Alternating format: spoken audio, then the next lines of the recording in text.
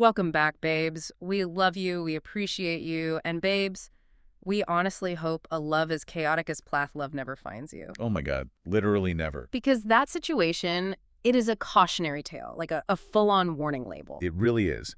If you see that specific brand of farm energy coming towards you, you just need to run fast. Exactly. And babes, to deal with all of that, like heavy emotional lifting today, we've got our iced rosé on deck. Thank God. But not just any rosé. We added strawberry puree. Let that sink in. Babes, it's a whole ass vibe. It is dangerously refreshing, honestly. Like I'm sitting here looking at the condensation on the glass and I'm trying to pace myself. Right. But the strawberry puree completely masks the alcohol. It just goes down like juice. I'm pretending to be, a chill, responsible adult, but I am downing this. I am obsessed with it. I could drink a literal pitcher of this right now. The ratio of ice to strawberry is just sheer perfection. It's going to be a massive problem for my cognitive function in about 20 minutes, but I don't even care. Same. But babes, before we get into the farm mess, can we do roses and thorns of the day, but like unhinged edition? Oh, we have to. Because dentistry today was not normal. The energy in the clinic was completely off the charts. The moon must be in some chaotic phase because the patients are absolutely feral today. Feral, please, give me your rose first. Okay, so my rose, and I use the term rose incredibly loosely here. Right. A patient brought in homemade cookies, which is like normally so sweet, right? We love a baked good. We do love a baked good. But she aggressively insisted on watching me eat one mid-appointment. Like she handed me this tin and literally crossed her arms over her bib and stared unblinking until I took a bite. No. Wait, no. Absolutely not. Yes. The crumb hazard alone. What did you do? Did you actually pull your mask down? I had to. I was terrified she was going to write a scathing Yelp review if I didn't consume this snickerdoodle right then and there. That is baked good terrorism. Yo. Literally. I'm chewing, trying to look grateful. Meanwhile, I'm spiraling because I'm terrified I'm getting cookie dust on the sterilized tray. I was hostage to a pastry. That is not a rose, bestie. That is emotional manipulation via sugar. Well, it tasted amazing, which is the only reason it qualifies as a rose. Yeah. But my actual thorn, accidentally locking eyes with the patient during a very intense moment and just not knowing where to look. Oh, no. The worst. You know when you're right up in there, scraping away, and they suddenly just open their eyes wide, and you're just staring into each other's souls while holding a sharp metal scaler? It is the most uncomfortable eye contact a human being can experience. Yeah. There is no protocol for that. Do you look at the ceiling? Right. I panicked. I just gave this weird tight-lipped smile with my eyes, but because half my face is covered, I probably looked like a serial killer. You definitely looked unhinged. If you look away too fast, they think their tooth is falling out. It's lose-lose. It was awful. Okay, your turn. Give me your unhinged dentistry rose and thorn to validate me. All right, well, my rose, I actually finished early with a patient, which is the clinical dream. Love that for you. But when I sat the chair up, they looked at me completely deadpan and said, that was actually relaxing. Wait, what? Are they out? Relaxing. I was scraping plaque off their molars with incredibly sharp instruments while the suction aggressively dehydrated their tongue. Oh my God. In what universe is that a spa day? I literally just stood there, profoundly confused, thinking, what is your domestic life like that this mild torture is the highlight of your week? That is deeply concerning. They probably live in a chaotic household. Honestly, they probably live on the Plath farm. That's the only way a dental cleaning feels like a vacation. Which perfectly brings me to my thorn. Yeah. Full, absolute chaotic moment with the suction, the water, and sheer panic. Oh no, not the suction. Yes. The suction caught the soft tissue of the inside of their cheek, which makes the most horrifying noise. I just got full body chills. I started gagging and trying to untangle the hose, water spraying onto my loops. It was a physical comedy sketch, but terrifying. My nervous system was shot by 10 a.m. The suction grabbing the cheek is the actual worst sound in the world. I need a massive sip of my strawberry rosé just thinking about that. Drink up. Okay, shaking off the clinical trauma, because babes, before we hit record, we were scrolling TikTok, and apparently word on the street is Lydia and Zach are leaving. I saw that. I saw the video. Applause. Leaving the farm. Or the apartment. You know what we mean? They're going to Colorado. Colorado, the promised land for people escaping fundamentalist upbringings. I am so emotional about it. I saw that and I just felt this swelling pride like, yes, Lydia, get out of there. I am super supportive of this growth. See, I am cautiously optimistic. Really, just cautiously. Yeah, because analytically, it makes total sense. They need Sure. sheer geographic physical distance. Yeah. Because the toxic Tallahassee plates were not enough of an escape. No, they weren't. Being that close to Kimmenberry's gravitational pull is just a recipe for repeating cycles. But going to Colorado puts actual state lines between them. Because honestly, babes, the only way to escape Plath chaos is to leave. Capital L, shout out to Hosanna. Our one-episode queen. Babes, if you know, you know, she was literally in season 1 on like one episode and then dipped. The literal blueprint. She played her violin and got the hell out of Georgia. Smartest sibling by a landslide. But babes, speaking of leaving things behind, we need to talk about something. Oh, God. Because before recording, I looked at your phone on the coffee table, and I saw 400 unread text messages. 400. I knew you were going to bring this up. I literally knew it. I am utterly horrified. I feel attacked just being in the same room as that phone. Who has 400 active notifications? I enjoy my peace. I am calm. I am analytical. You are a menace. No, I just respond on my own time. Leaving unread messages is just me protecting my peace. I feel honored you text me back, honestly. 400. It's not chaos, it's peak boundaries. That is absolute chaos masquerading as a boundary. If it's a meme in the group chat, just send a skull emoji and clear the notification. I don't have the mental bandwidth to send a skull emoji to 400 people, bestie. Oh my God. You are stressing me out. But babes, taking a breath, we do want to say thank you. We've been feeling the love so much lately. Yes, the comments and DMs have been amazing. It means everything to us. But babes, please share this podcast. Send it to your messy friend. Send it to the friend with 400 unread text messages. Mind your business. But yes, share it. Because also, can we spiral for just one more second? Why is it still cold? It is unseasonably brisk. It's May. It's basically Gemini season. Happy early birthday to the Gemini babes, by the way. But somehow it is 63 degrees in this studio right now. I mean, it is annoying, but logically, you are wearing a sundress. I am refusing to dress for the weather. I demand summer. I want humidity. I'm over it. Shivering out of pure spite isn't going to change the barometric pressure. Put on a cardigan? I will never accept it. Never. But, babes, we are cold, tipsy, and ready to escape to Colorado mentally. We've got iced rosé, opinions, and a strong desire to leave the farm. So ready. So, babes, we are ready to get into this mess, pour another splash of that strawberry rosé, because we are heading into the snarky recap. Welcome to Plathville, Season 8, Episode 6, Kick Mud, Kiss My Grits. An iconic title for a truly unhinged hour of television. Let's set the scene. It is Thanksgiving at the Plath family farm, but the vibes are completely off. Irredeemably off. First of all, Micah and Mariah are missing. Is Micah hiding a relationship? And the tension is thicker than Kim's weird beach chili. Okay, we have to talk about the beach chili immediately. Because she is waxing poetic about this to the cameras, acting like it's this beautiful family tradition. I was screaming at the TV, who makes chili for the beach? Literally no one. It is peak Kim delusion. Think about the logistics. You are sitting on the sand in the bright sun, and you are eating a piping hot bowl of heavy bean-filled chili. It's a digestive nightmare. You're going to get sand in the chili. It's heavy. You eat chili in a cabin, not in a bikini on the Gulf Coast. She just dumped a bunch of cans into a crock pot 20 years ago because she didn't want to cook a turkey for 10 kids.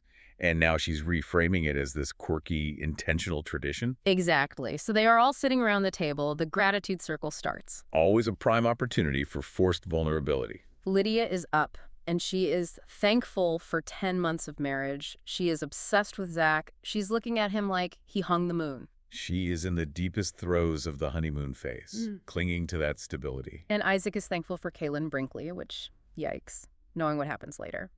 And then Ethan. Oh, Ethan. Ethan looks like a mopey third wheel at a middle school dance. He is just staring into space, wishing he was with his ex, Teegan. He is a wet blanket. He is an energetic black hole sitting at that table, making sure everyone knows how miserable he is without using his words. It's so uncomfortable, but then the peak of the dinner. The baby bomb. Masterful reality TV manipulation by Kim. Kim suggests there might be a little person joining them next year. She looks right at Lydia, so everyone thinks she's asking for a grandchild. The trap was set. But then the twist. Kim smiles this weird smile and says she means a baby for her and Ken. The collective disgust that rippled across that table. It was a physical wave of nausea hitting every single adult child. Ethan, who has been completely mute, finally speaks up and drops the most iconic line. She's had 10 kids. If you use the lawnmower like a bunch, doesn't it like wear out? I gasped. I literally dropped my jaw. The terrifying anatomical inaccuracy of that statement. I couldn't breathe. Doesn't it wear out? He doesn't understand basic biology, but he is viscerally grossed out. It perfectly encapsulates his worldview. But also, did you see Cassie in the background? Poor Cassia, she looked utterly mortified, and then later Kim actually preps her for a new baby, setting her up to be the next sister mom. And this is where I have to step in and push back on Kim's narrative, because the absolute hypocrisy here is staggering. Oh, say it! She was the enforcer of extreme purity culture. No touching, no secular existence. And now she's cohabitating with Ken, bringing minor children around this secular dynamic and joking about having an out-of-wedlock baby at Thanksgiving. It makes my blood boil. She forced them into a puritanical nightmare, and the second she wants to have fun, all the rules fly out the window. It's a cult leader move. The rules apply to the followers, never to the leadership. Exactly. She expects them to erase 20 years of religious trauma because she found a guy with a smoker. But speaking of leadership, Bicep Barry has entered the chat. He really has, and it is a visual shock. Barry shows up. And honestly, a healthy co-parenting invite for dinner was surprisingly mature of Kim. The younger girls, Mercy and Amber, were ecstatic. It was a brief moment of normalcy. But Barry has spent his post-divorce life hitting the gym hard. Bicep Barry. His shirts are so tight, and he's dating. With Zach and his friend Taylor as wingmen. Taylor, the manager of Giorgio's. I love that the producers included that specific detail. Small-town reality TV gold. I can picture them at a high-top table, sipping lemon water, flexing. But then Barry takes the girls into the woods. Oh my God! To hunt Bigfoot. With a sound bath bowl. I cannot process the absurdity of that sentence. The guide is rubbing a mallet around a crystal bowl to summon an apex predator. I was crying laughing. The sheer delusion. See, analytically, there is 0% chance Barry believes a sound bowl summons a cryptid. This is producer desperation for a B-plot. What's trending? Sound baths, cryptids, combine them. Oh, absolutely. They found that guy on Craigslist at 6 a.m., but it was so funny. However, the humor stops abruptly because we have to talk about the showdown. The white sweatshirt incident. Zach decides to approach Ethan while Ethan is working on a car, and Zach strolls up wearing a pristine, bright white sweatshirt. A sartorial crime against common sense. It's a visual metaphor. Ethan is doing dirty work avoiding his emotions, and Zach approaches completely spotless to interrogate him. He didn't even hand him a wrench. He just grills him about moving to Wisconsin for Teegan. Asks if it's worth it for a girl who put him last. And brings up the rumors about Ethan spending money on her, which is such an aggressive line of questioning for a brother-in-law you barely know. Right. And Ethan is seething. His jaw is clenched. He complains to the cameras that Zach goes way deeper than Micah or Isaac ever would. And Ethan is right. Zach is violating every unwritten rule of male communication. Ethan is giving one-word answers, staring at the engine. That means back off. It was so invasive. And then the fire pit debrief with Lydia. Zach says the farm interactions are surface level, and you never know when Kim is talking behind your back. Which is a valid point. True, but let's debate this. Is Zach a pushy, controlling guy trying to be the main character, or is he the only one brave enough to break through the dysfunction? Honestly, I respect Zach for demanding answers. Everyone else just nods and smiles while the house burns down. Zach sees Ethan making a financially ruinous mistake and holds a mirror up to it. Maybe Ethan needs his cues ignored. See, I completely disagree. I feel so bad for Ethan. His boundaries were completely crossed. Zach is not his therapist. He hasn't earned the relational equity to ask about private finances. It felt performative, like Zach wanted the dramatic soundbite for the promo trailer. I agree. His delivery lacked empathy. But Ethan's chronic avoidance is self-harming. Which brings us to the meeting of the brothers. The brotherhood and the breakup. Ethan meets Isaac. Ethan is 40 minutes late and blames it on talking to his attorney about the stalled divorce with Olivia. Okay, new drinking game rule. Take a sip of your iced rosé every time Ethan or Kim blame Olivia for their problems. We would be under the table before the first commercial break. We really would. Ethan avoids paperwork like a medical procedure, but acts like Olivia's is holding the papers hostage in a villain lair. But the real tragedy is off camera. Isaac broke up with Kaylin out of the blue. Because his drinking buddies convinced him he was too young to settle down. It is the most cliché early 20s boy behavior. He blows up a healthy relationship because guys at a bar told him to, and now he instantly regrets it. It highlights how vulnerable these sheltered Plath boys are to secular influence, who just follow the first confident secular voice they hear blindly. Exactly. And so Isaac tries to win her back by bringing her on a disastrous Montana trip. Destined to fail. Ethan, Isaac, and Kaylin fly to visit Mariah. But Teegan comes. The toxic ex comes on the family vacation. And the travel hell. Flights grounded, missed connections, driving in the dark. And the moment they arrive, Teegan establishes they are strictly friends. Ethan is shocked they have separate rooms. His delusion is staggering. The door is closed but not locked does not mean you share a bed, Ethan. Tegan's body language was insane. Arms crossed tightly, leaning back, looking visibly irritated. Aggressive disinterest. We were spiraling in the DMs about this.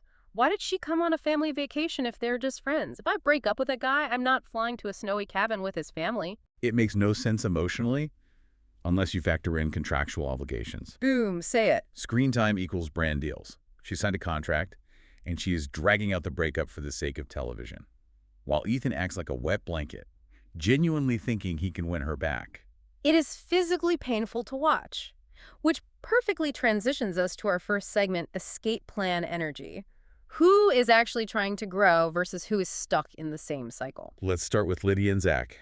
Physically leaving for Colorado, they survived Tallahassee, and now they are breaking free. I celebrate this. Get out, Lydia. Pack your boots and go. And Mariah escaped to Montana to find herself. I need to be around people, just not you people. But then we have Ethan, stuck in a massive cycle. Fleeing to Wisconsin isn't an escape to find himself. He's chasing a girl to avoid being alone. Exactly. He went from his parents' control into the Olivia shell, and now he is desperately trying to wedge himself into the Teegan shell. He does not know how to exist independently. That cognitive dissonance is terrifying. These kids don't know how to do laundry or use ATMs, so they just repeat cycles of dependency. Wisconsin is just a new host body. It is so sad. Which brings us to control versus care. Is this love, or is it control dressed up nicely? Look at Zach's interrogation. Is he showing care or controlling the narrative? He ignores Ethan's obvious physical cues. It connects to the Reddit rumor that Zach is controlling of Lydia. I think it leans heavily into control. It felt less like a check-in and more like marking his territory, masking control as being a protective husband. And then Kim's mothering, prepping Cassia to take care of a new baby. That isn't care. That's setting up the next generation of sister moms. It makes my skin crawl. Let the little girls be little girls. Stop making them raise your kids. And Ethan forcing Tegan's hand by moving across the country. That isn't care. It's coercive. It's nice guy syndrome on steroids. I moved for you, now you owe me a relationship. If a guy did that, I would file a restraining order. It's borderline stalker behavior. Okay, taking a sip of rosé to shake off the creepy vibes. Let's talk main character or background. Who is fighting for that center peach? Zach is desperately trying to be the main character. He is injecting himself into storylines because the Plaths won't talk about their feelings. He knows how to get airtime. And Teegan, clinging to main character status by going on a vacation she has no business being on just for screen time. But fading to the background, Mike is basically a ghost, probably hiding a relationship. Smartest thing he could do, hide it from Kim and TLC. And Isaac is fading because his personality disappears whenever Ethan is moping around. He defaults to the subservient younger brother. Isaac, fly away in your plane. Get out of that dark cloud. Okay, our last segment, too real for comfort, because some moments hit so close to home. The emotional stunting. Watching Ethan physically unable to articulate why he is sad. He just stares at the sky. It is painful to watch a grown man lacking the basic vocabulary for his own grief. It breaks my heart. I want to hand him a feelings wheel. And the quarter-life crisis, Isaac dumping his girlfriend because of his drinking buddies and instantly regretting it. A canon event for young adults. We have all witnessed this messy 20-something chaos. It's giving pure panic. And finally, the toxic ex vacation. We've all known someone who hangs out with their toxic ex under the guise of being friends, making everyone else miserable. It never works. Yeah. You're just trapped at a table while they make passive-aggressive comments. Yes. Everyone else is just staring at their appetizers, wishing they stayed home. Teegan and Ethan dragged Isaac and Kaylin into the crossfire in a tiny cabin. Universally relatable misery. Wow. What an episode. I am emotionally exhausted. Let's bring the energy back down to cozy, chaotic, tipsy levels. I am finishing the absolute last drop of my strawberry iced rosé. Same. My glass is empty, my dental trauma has faded, and my brain is full of Plath dysfunction. So before we wrap up, we want to leave you with a final provocative thought. What happens to this family when the Bravo and TLC reality TV checks finally stop clearing? The million-dollar question. When there are no more producer-driven trips to Montana, no one filming Barry hunting Bigfoot, do these siblings even speak to each other, or does the family completely shatter? It's chilling. Without the financial incentive and filming schedules, the glue is mostly just trauma bonds and TLC contracts. Once that evaporates, I don't think they stay in the same room. It is a dark thought, but it's real. Think about it. And babes, thank you to the Snark Squad for hanging out. We see your comments. We appreciate you. We love you. And truly couldn't do this without you. Stay warm. Stay self-aware. Yeah. And we will see you on the Snark side.